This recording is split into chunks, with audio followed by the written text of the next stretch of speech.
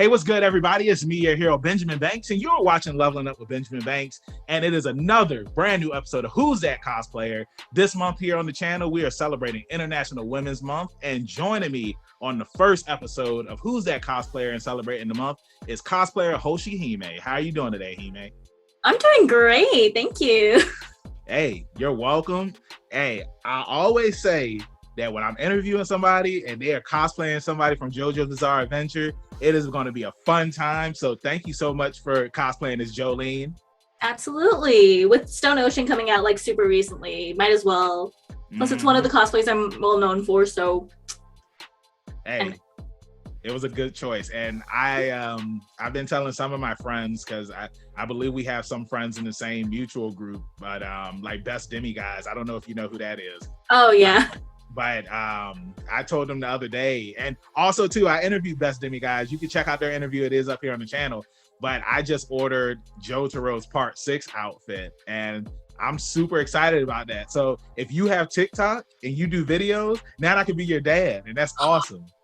Absolutely. Yes, I absolutely do have a TikTok. So father-daughter content, always welcome. Yeah, and look, I just want to go ahead and apologize right now, and I'm sorry for being a horrible father. You know, I'm sorry. I'm sorry, Jolene. I did it for your own good. Sure, right, cool. No, but before we get into today's interview, everybody that's watching, make sure that you like this video, you subscribe to the channel, and you hit that bell button, so that way you're always notified when we have new content here on Leveling Up with Benjamin Banks. And as D always says, podcast link down in the description. Like, follow, subscribe. So let's go ahead and get into this interview. The first thing I want to ask you is non-interview related, is what is your favorite part of We Don't Talk About Bruno? Oh, shoot. A lot of people are going to say Camilo's part, but my favorite are actually two. It's Isabella and Dolores' parts. Oh my God, yes. I always sing that in the very end where they're layered, and I'm just like, I switch back and forth between them. Do you want to do it together? Oh my gosh. Who do you want to be? Do you want to be Dolores or do you want to be Isabella? Oh shoot. Do I remember? I think Isabella. Okay, all right, cool. All right, go ahead.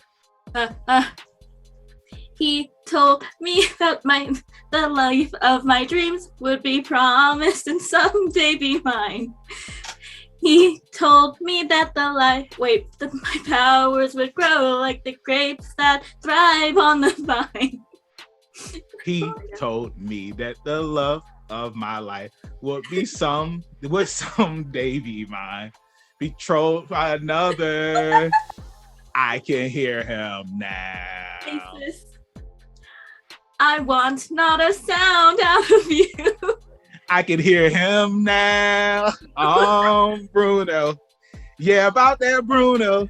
I really need to know about Bruno. Give me the truth and the whole truth. Bruno is a Isabella, your property. Time for dinner. Yo, this is a first on Who's That Cosplayer, and I am glad that Hoshi Hiime sung it with me. Hey, you know, look, just give us a perfect 10. You know what I was saying? I mean, like, this is our audition for American Idol, and hopefully we make it. I think we did pretty good. I'd give us a 10 out of 10. Hey, that's what I'm talking. Hey, 2 pinkies. I love that. Absolutely. So now that we did the song for you guys, it's time to get into the interview. Now, Hoshi Hiime, I want to ask you, because I ask all of my guests this on Who's That Cosplayer and on the podcast as well. What is your origin story? Every hero or villain has one. Tell everybody who you are. Oh my gosh. Okay. My origin story, I guess, if I remember correctly, it was all the way back in either 2010 or 11. But I think my very, very first introduction to like anime and stuff was, I'm not ashamed to say it, my very first anime was like Naruto. Okay, hey, there's no shame in that. Absolutely. And but my very first cosplay that I really did was when my dad bought me my first wig, was blonde, and I was like, I could do Rin from Vocaloid. So I did a bunch of like closet cosplays of Rin from Vocaloid, and then it kind of spiraled from there, because then I went to my first anime expo in 2011, not as Vocaloid. I don't know if you've watched Katekyo Hitman Reborn. I have not watched that, but I have heard that name before. It's a pretty like old anime, but the manga's finished. It's pretty old, but it was one of my very first favorites after Naruto, and it was like my hyper fixation for the next couple years during middle school, and it was so good. So I cosplayed from that for a while, and now I'm here. I thought you was about to pull something out. No. Like no, like cosplayed throughout high school. I was anime club president for a while, and that was an interesting development. But now I'm here, huge nerd. As like I'm sure, like I've seen all your interviews. Everybody has like their own worship walls and whatnot. So proud of that. Yeah, yours looks dope. I always love when guests have like a huge, I mean, because obviously you can see my stuff. When we do interviews with voice actors and actresses, like you can see Dee's stuff. And then, we get on Trav, because Trav, he has something behind him too. You can't see it, but it's something there. But I always think that it's cool being a nerd and being able to collect so much stuff, especially because it's so easy to get nowadays. Because, we always talk about like, back in the olden days where, it was hard to get stuff, and it's like now you can go to Walmart. Like this shirt that I got on right now, I got it from Burlington for $8. You know what I'm saying? So it's just cool that you don't have to go to cons, or you don't have to order online. I mean, you still have to get like certain stuff, like specialty, like really, really rare figurines and stuff.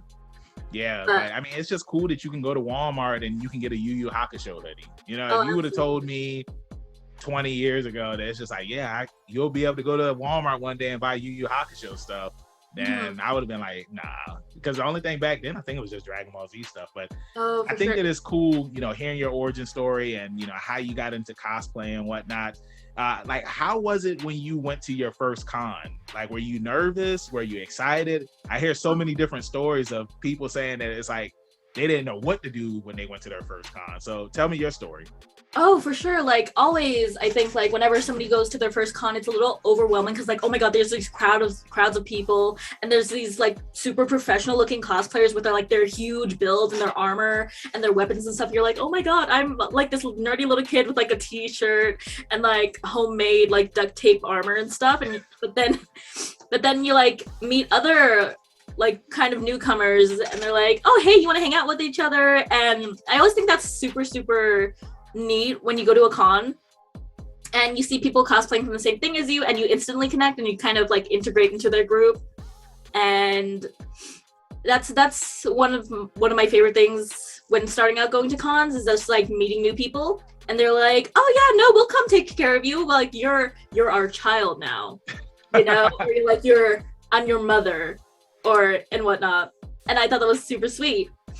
And of course, like being as young as I was, I had my parents with me, and they'd have me take pictures with, like, when you go to a theme park and they have like, oh yeah, take a picture with Goofy, and you're like, I don't want to. So that was super embarrassing. But you kind of get used to it, and you're like, you know what? Yeah, no, I will go take a selfie with a character from a completely different series from I am, because that's my, like nowadays, like that's my friend cosplaying from this series. And, we're not from the same thing, but I'm going to take a selfie with them anyways. Yeah, of course. Like, why wouldn't you? I mean, like, I know when I cosplayed as Deku, I didn't really take a lot of pictures when I was Jotaro, but when I cosplayed as Deku, I was taking pictures with mad people because I was excited. And I think it's always cool when people want to take pictures with you, because like you're just walking around minding your own business and somebody's just like, hey, can I take a picture with you? I think one of the coolest moments was, I don't know, like, are you into My Hero Academia? Oh, yeah. Okay, so have you seen Heroes Rising? I haven't yet, but I don't mind. Okay. I didn't want to spoil it. And hey, if you guys haven't seen Heroes Rising yet, I'm sorry, I'm about to spoil something. But there's this one part in the movie where Deku and Bakugo, Deku, he ended up giving Bakugo one for all. So it's like they both do a double Detroit smash. And so I'm walking around at the con, and some guy comes up to me. He's like, hey, do you mind doing a double Detroit smash with me? And I was just like, what, you want to yell and everything? And he's like, yeah. I was like, hell yeah. I mean, I'm a professional wrestler, so it's like I'm used to yelling and screaming. You know what I'm saying? So of course, I was louder than him. I guess he thought that it was just going to be like a low yell. I was like, no. Anytime I have a chance to sing real loud or yell really loud, I'm going to do it. So I want to ask you this now. You know, you said that you started going to the cons and, you know, you were pretty much brought into a family. You had con moms and everything. Like, how different is it now from when you first started? Now, with all the new cosplayers in, obviously, I haven't been going to cons recently, but the last one I was at, now that I'm older, I'm just like, you're my child. I'm your mom now. So I'm the one adopting like con children because they're so young now. Cosplayers are like, if you've seen on TikTok, like you see these cosplayers who look 18, but they're like, oh, I'm actually 14 years old. And you're like, you look so good. You look so good. When I was 14, like I had to hand sew all my stuff. You look great. And now you're just like, no, I'm your mother now and I'm gonna protect you. Have you drank your water today? I know you're excited, like a common thing amongst cosplayers, guilty. You don't eat during con and you don't drink during con because you're so excited. It's like, oh, I have these panels to go to. I have this gathering at 8 and whatnot. So now I'm just like, that's my responsibility now. So not that I don't have fun doing it because I'm like, oh, your first con experience. I'm so happy for you. And it's so nice seeing people like do their thing. And the atmosphere of cons is like, has always been the same. It's like a comforting feeling. Like, oh, you got like several different Deadpools running around. Of course. Mm-hmm. And like, you know, you see your friends, you're like, hey, we planned like a whole group together and you see these whole groups marching down the hall. It's so nice. It's so nice. No, yeah, I 100% agree with you on that, man. You know, I wanted to piggyback and kind of rewind it a little bit when you were mentioning how you met friends at cons and stuff like that. Now, somebody that I've seen you collaborate with, and I don't know if you told them, because I didn't tell them that I was interviewing you, and that is Mar Does Cosplay, who is an awesome cosplayer. Make sure that you check out their interview. It is up here on the channel. Now, did you tell them that I was interviewing you? No, I did not. Hey, good. I like you. Because it's like, it's supposed to be a surprise. So like, was were they one of the cosplayers that you had met at the con, or did you already know them outside of the con? Surprising enough, we did not meet at a con. We met when they asked me to attend their online con for Jojo when 2020 was around, and you know, everybody was doing online cons over Discord and Zoom, and it was a Jojo con called Passione Con, wink wink. We have it in Instagram. I'm a mod, by the way. So they actually invited me to join in on the con. I was like, yeah, sure, of course. I have Trish, I have Jolene. What do you need? And they're like, oh yeah, no, you can sign up for panels and whatnot. And that's how we met, and we were in a couple panels together, and it was super, super fun. And from then, we kind of spiraled down. I became a mod for Passione Con, and then what was it? We talked more, and I got into like collaborating with them more and duetting on TikTok, and I got to meet a whole bunch of my new friends from Passione Con as well. I guess you can say technically, yeah, we met at a con. Not a traditional like convention center con, but a con nonetheless. But that's how we met, and always so grateful to like make a little community of this little fan-made JoJo con together. It's really cute. I want it to be bigger than what it is one day. I think that it can be. And I like when I had interviewed Mar, I had told them that I thought it was cool that because during the pandemic, a lot of people, especially, you know, like the bigger cons, they were having the virtual cons and whatnot. But I think that it was cool that this was a con that was specifically dedicated to JoJo. And I don't know if you know, but like there's, of course, there's the Dragon Ball Z con that's in Texas. And then there was a con this year for My Hero Academia. I can't remember what the con was called, but you know, hey, if somebody else creates like a con here in the States and it's for JoJo, be like, hey, y'all aren't the first one. We are. Absolutely. You know what I'm saying? Absolutely. I would be on that so fast. Yeah. I have a closet full of JoJo cosplays. Let's go. Now, the JoJo cosplays that you have, are they newer ones than the ones that you already mentioned? Like, do you have any surprises coming up? Who's that cosplayer? Queen Savage.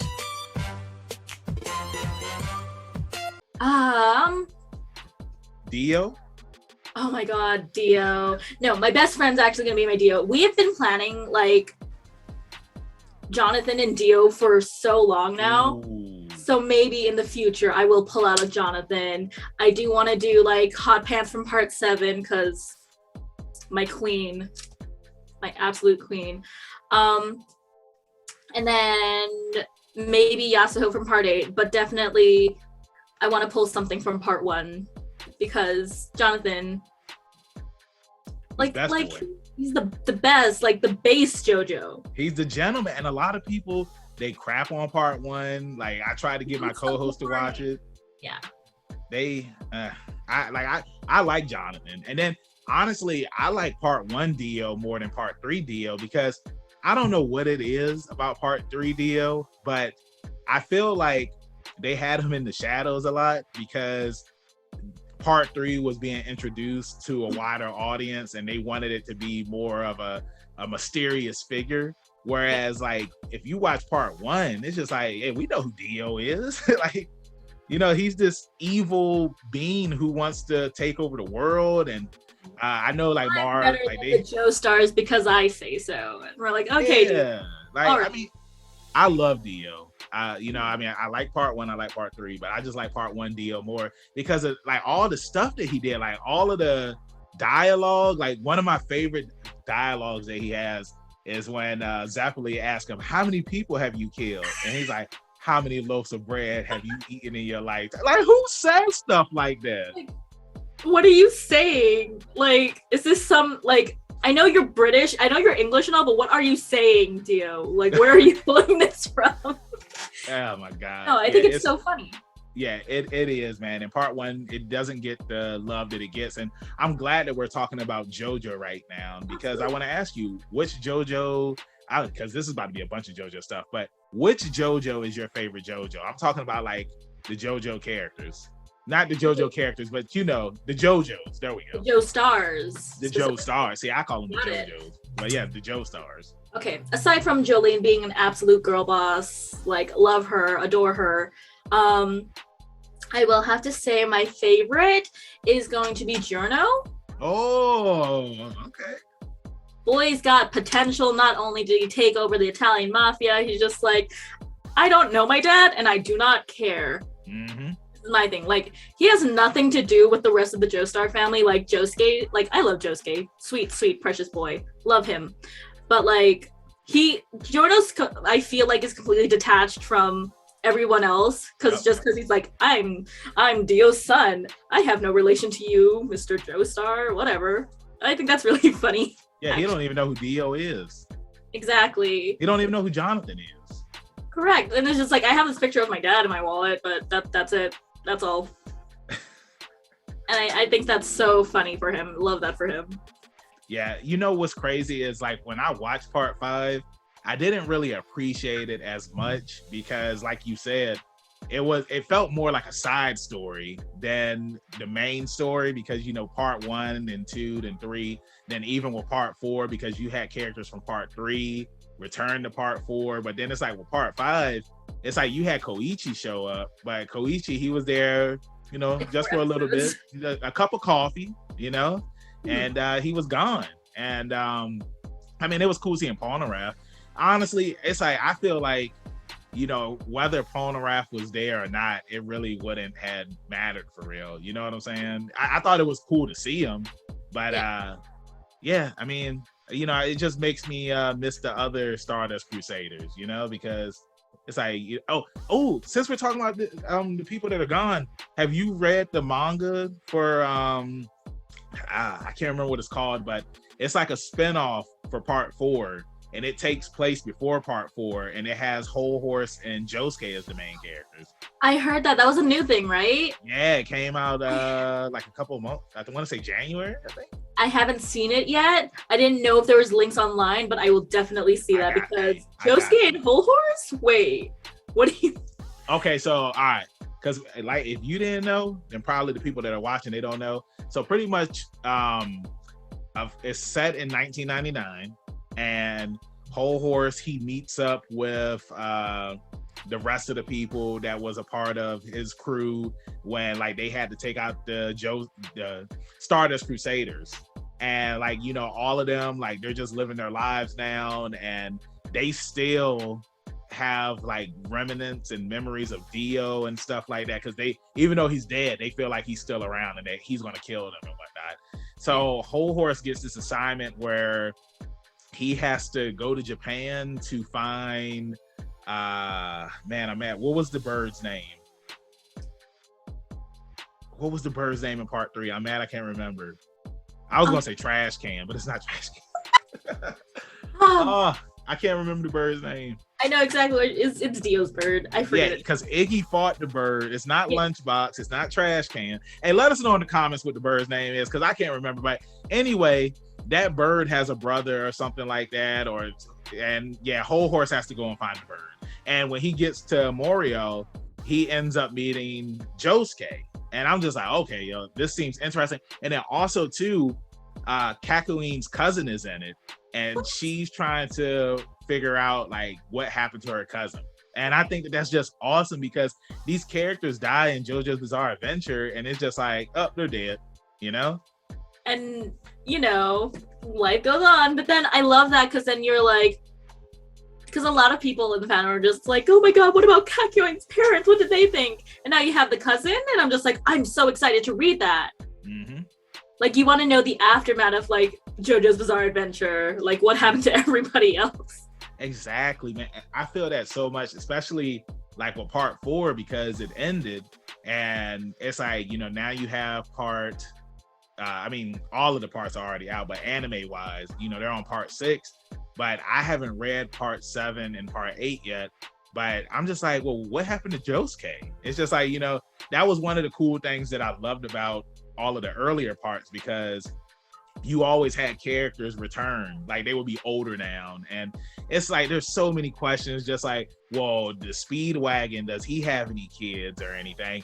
Like, what happened to the rest of the Zeppelis? Like Caesar, he had brothers and sisters. Like, you know, why doesn't anybody use hormone anymore? It's so many questions, and I feel like once we got the stands and they were like Pokemon and whatnot, you know what I'm saying? Like, you could just keep on coming out with new stands. But yeah, you asked the question about, you know, who your favorite Joestar was. Now, who is your favorite villain? My favorite villain, oh my gosh. Okay, I actually have 2. Okay. You haven't read part 7, right? Yeah, but I know I played Eyes of Heaven, so I know who characters are. Okay. So I guess one of my favorites would be least favorite character, but really good as a villain. I like Kira. Kira Yoshikage. I don't know, something about like, I loved part 4 for its like whole like murder mystery concept, because I like true crime, and I'm like, serial killer. Mm-hmm. That's good. That's so mysterious. Love that. I was like, this, like, the joke is like, oh, he just wants to live a normal life, but he's killing people, and I loved that. My second favorite, a lot of people would expect me to say Diavolo. He's not my favorite. He's interesting, super paranoid, but Diavolo, surprisingly not my favorite villain. Actually, Diego Brando in part 7. I don't know if he counts as a villain, but Diego, one of my all-time favorites. He's just a funny little lizard man who I enjoyed looking at.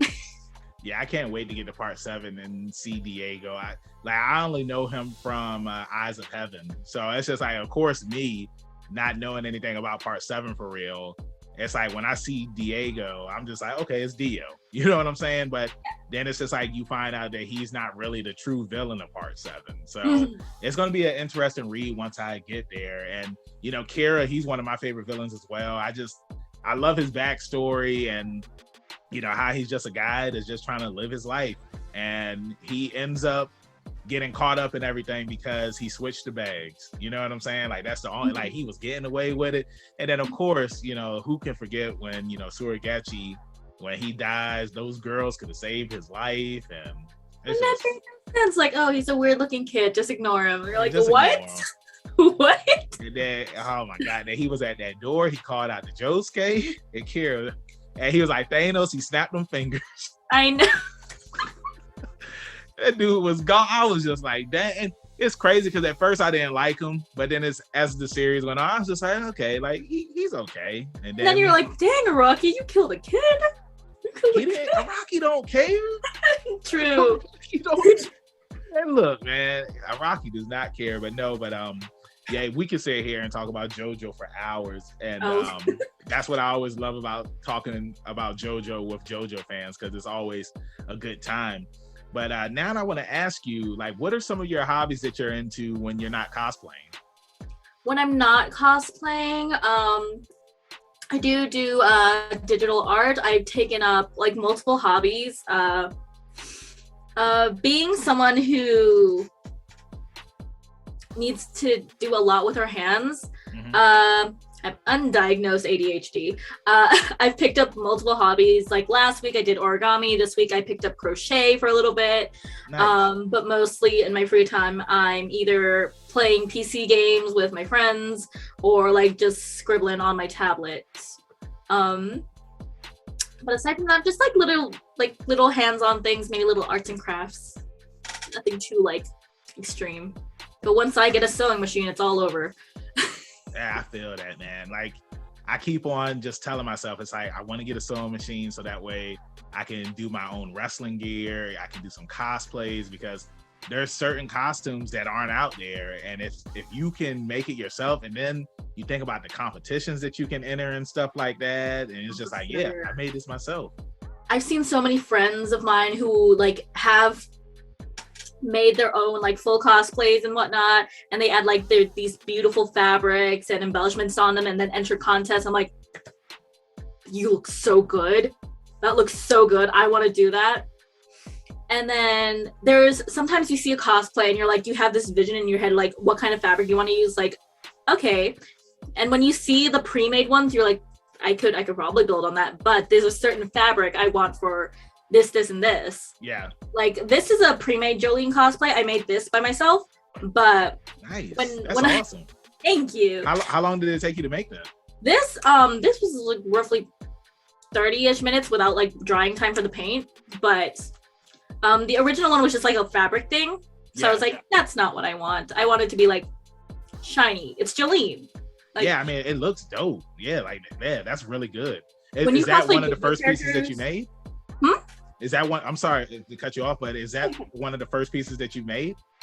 No, actually, I'm currently like working to like build up my Trish cosplay more. Like, I'm adding like jewels and stuff to her. Nice. But I guess this would be one of the craft things I've made for JoJo, but it's very, very simple. But like, yeah, for JoJo cosplays, you feel like you need to go all out. Mm-hmm. And it doesn't matter how extreme you go, because it's JoJo. Yeah. JoJo. And that's what I love about it. But yeah, like when you see pre-made costumes and you're like, that looks nice, but what if I want to make this fabric like metallic? Mm-hmm. You know? So that's why, like, oh yeah, getting a sewing machine would be so much easier. Yeah, and it will be cheaper too. I mean, sure.